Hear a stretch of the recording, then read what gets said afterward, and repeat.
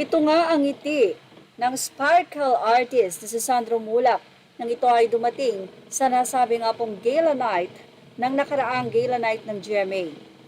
First time na pagpunta ni Sandro sa isang prestihiyosong event ng kanyang network na kinabibilangan. Marami ang humanga, natuwa sa anak ni Nino Mulak dahil hindi lang naman ito ang una na nakita si Sandro. Ipinakilala na rin siya sa mga guesting kasama ang kanyang ama. Pero syempre dahil nag-viral nga sa social media itong si Sandro, kaya naman mas nakilala na siya pala yung anak ni Nino Mulak. Yun nga lang, masakit ang nangyari dahil nga sa di umano ay ginawa kay Sandro ng dalawang executive ng GMA na tinutukoy nila ngayon as individual constructor na iyan nga ang tinuligsa kamakailan lamang ni Sian Gasa. Ayon sa kwento ni Sian at ni OG Diaz, ay nag-message daw ang dalawang executive ng GMA, two gay ng executive GMA, na after ng gala ay magpunta sa hotel dahil may mga artista din na pupunta doon. So isa si Sandro sa nakatanggap ng nasabing message. At dahil nakikisama ito sa mga executive ng GMA, ay nagpunta nga doon ang young actor. Nagulat ang young actor na si Sandro dahil pagdating niya sa nasabing hotel ay tatlo lang sila. Siyempre dahil siguro nakikisama siya at malalaking tao ito sa network, ay nagkwentuhan, maybe ganon, until na parang nakadama na ng hindi maganda o pagkahilo si Sandro sa nasabi nga pong nangyari o naganap ng araw na yon. Sa makatuwid, ayon kay OG Diaz, hindi muntik, kundi talagang may nangyari o ginawan talaga ng hindi maganda ng dalawang gay executive ang young actor na si Sandro. Well, ngayon nga po ay nananawagan na ang pamilya ni Sandro Mulak, especially ang kanyang dad, ultimo ang kanyang tita Arlene, ay nagbigay na ng pahayag dito na the truth will prevail. Ganun din ang ina ni Sandro. At ayon nga kay Nino, sinimulan nyo tatapusin ko.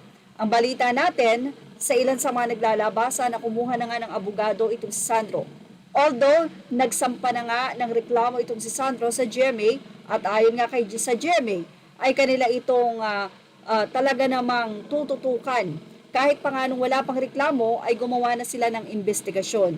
Ayon sa balita ni OG, ang isang executive ay tatanggalin pero ang isa daw ay mananatili. Pero hindi ganyan ang gustong mangyari ng nasabi nga pong mga magulang ni Sandro dahil talaga namang masakit ito para sa kanila. Hindi nga naman nila pinalaki ang kanilang anak para lang gawin ang hindi maganda ng kung sino-sino. Kaya naman panawagan ng mga netizen, dapat ay maparusahan ng kaukulang parusa ang gumawa nito sa young actor. Aabwelta ni Sian Gasa sa GMA, kapag may nagawang krimen, ang tawag doon ay independent contractor. Pero kapag may nasungkit na parangal, ang tawag doon ay kapuso. Tila idininay o ibig sabihin ay nilaglag na nga ng kapuso ang nasabi nga pong dalawang executive ng GMA na ito na tinawag nilang individual contractor. Ibig sabihin ay tila hindi naman sila ganoon talaga kakonektado sa nasabing network or like na sinasabi nila na executive ng GMA ang mga ito.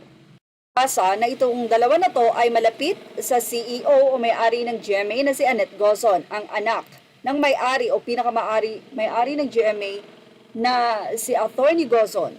Make the statement of Sian Gasa clear, narito ang kanyang naging pahayag. Ang chismis ay ito palang pamangkin ni Aga Mulak kay inaya sa isang after party noong GMA Gala. Tara doon sa hotel namin, after party, maraming pupuntang artista, wika pa ng dalawang suspect. Pagdating ng biktima sa suit, laking gulat niya nang tatlo lang pala sila. Itago natin sa pangalang Sandro Mulak, Jojo Nones at Richard Dode, kung saan iyon na nga ang mga pangalan ng mga nasasangkot. Bilang mga executive ng GMA 7 at bilang close friend ni Big Boss Annette Gozon, hindi makasibat ang Sandro bilang respeto sa dalawa. Fast forward, after ng mahabang tsikahan, nasa pilitang umamats ni lalaki. Tapos noong NS na, dinala siya sa kwarto ng dalawang GMA executive. Doon na nangyari ang malagim na krimen. Matapos pumutok ng issue sa bansa, agad na dininay ng GMA 7, si Richard at Jojo, sila daw ay mga independent contractor lamang at hindi executive ng GMA. kapag may nagawang krimen. Ang tawag dito ay independent contractor.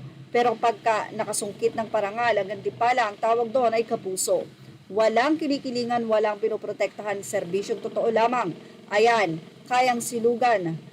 Yan ang slogan ng GMA News ay maipaparanas kay Sandro upang mabigyan siya ng hustisya. Ayan nga ang panawagan nitong si Sian Gasa. Well, antayin natin kung ano nga ba mga susunod na kabanata, lalo na nga at kung tutuusin ay wala naman talagang kinalaman ang GMA kung ano man ang pagkakamali ng kanilang mga executive. Pero dahil nga ito ay may nagawa ng pagkakamali at may umalma, dahil sabi nga nila, hindi natin alam kung first time ba itong nangyayari sa showbiz industry. Nagkataon lang talaga siguro na ang artista na si Sandro Mulak ay umalma sa ginawa ng mga executive. Ngayon ay, kumbaga ay lalabas na o masisiwalat ang mga kalukuhan na ginagawa ng malalaking tao sa showbiz. Pero hindi ibig sabihin nun na tinotolerate ito ng mga big bosses. For sure, Annette Gozon or sino man ang big boss ng GMA ay gagawaran ito ng kaukulang parusa, lalo na nga kung mapapatunayan na ito ay desisyon lamang nila at hindi ito ginusto ni Sandro.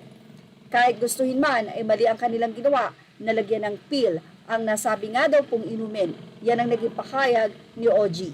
Well, yan ang ating Showbiz Snap Update. Ano po ang masasabi nyo, opinion o reaction o ang inyong advice? Ilagay lamang ito sa ating comment section. Thank you for watching. Please like, share, and subscribe, and video images are already to the rightful owners.